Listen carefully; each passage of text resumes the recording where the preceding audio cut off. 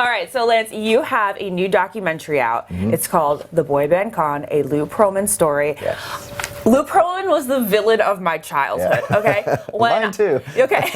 When I was in middle school, when we played Would You Rather, the worst thing we could ever come up with was stranded on desert island with naked Lou Pearlmans swinging from trees. Like, that's how much... Naked Lou Pearlman swinging from trees? Yeah, we couldn't come up with good visual. anything worse.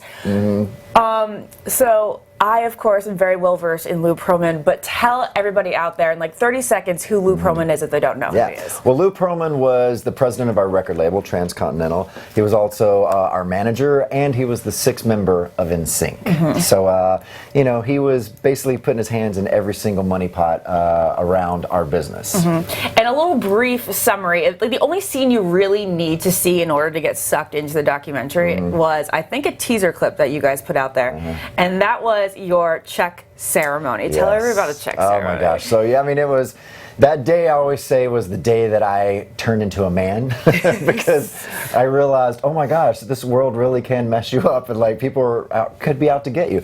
But yeah, we were excited for our first check presentation. So we all went to the lavish dinner. Our families are there. Our record label, everyone's there, and they hand us our checks. Lou does, and when we open the check. You know, and by the way, we had not been paid for 3 years of work. 3 years. I was just going to ask. How many years? 3 years. 10 million records sold, biggest tours in the world, not gotten a paycheck. So we were real excited to see what that number could possibly be. And then we open up the check, and it is a number that you couldn't even fathom. It was so horrible. $10,000. $10,000. For 3 years of work. Should have been millions, yes. Yeah, that's basically $3,000 a year. Yeah, it's definitely not even close to minimum wage. No, so how long did it take for, why 3 years without pay? Like, how did you guys not question that? I know, and it's so weird. When you're in it, you don't really think about that because, again, I was 16 years old when we started, so I didn't really know how the business worked. So we just kind of assumed that, oh, you have to work really hard for, you know, a couple of years before that money starts accumulating, and then they just give it to you in one big check because you have to repay, all the recoupable stuff. But after 3 years and all these, millions of albums sold, you should have recouped a lot earlier than that. Recouping does take a ton of money out, but it doesn't leave you with $10,000. It's not that crazy. But I mean, he was taking like 90% of our business, and that's just not fair. Yeah. So was it right after that ceremony that JC's uncle, who was a lawyer, took a look at the contract and he was like, "This is why"? Yes. We finally were like, okay, maybe we need to figure out how to get out of this contract. That's when we called lawyers, because at this point, we had only used Lou's lawyers. Yeah. Because he was the sixth member of the group, and we didn't have to pay a lawyer. Yeah. So we just thought he was doing the right thing. You think? We were dumb. Okay. We learned a lot from this whole thing. It's a good life lesson. Yeah. And we won't be screwed over again. Maybe. You'll be fine. Yeah. So what I thought was so interesting is back in the day, like 1999, you guys were very outspoken with the lawsuit. I remember being terrified. I think watching you on Rosie O'Donnell, and you were like, "We may have to go by the band formerly known as NSYNC." Artist formerly known as NSYNC. Yeah. Afghan. That's what our name was going to be.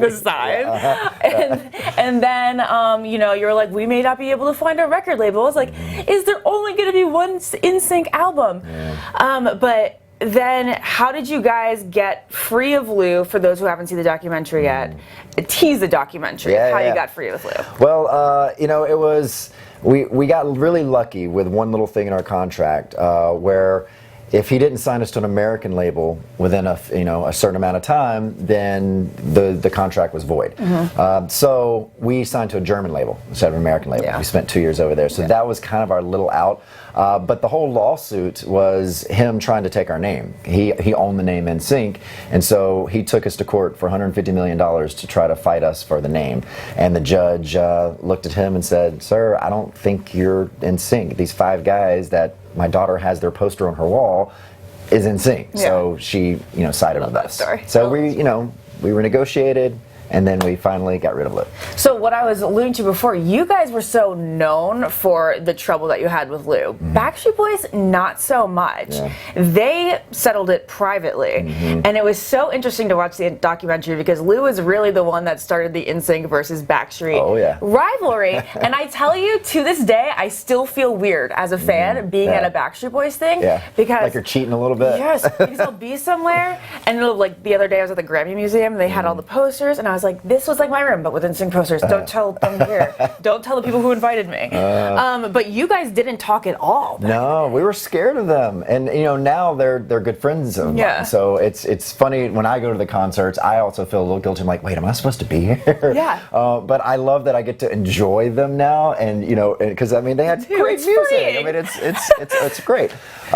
So we now know them, but back in the day it was very scary because Lou would tell us so many things that they would say which they weren't really saying, and then Lou would tell them things that we were saying that we weren't saying.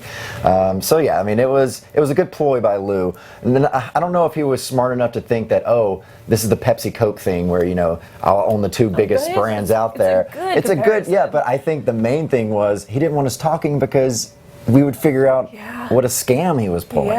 So I think he got very lucky in the fact that he was just trying to keep us apart, but then created this great rivalry. If you love that video, you're going to love everything on the Access YouTube channel. So hit the subscribe button. You can thank me later. Hit it.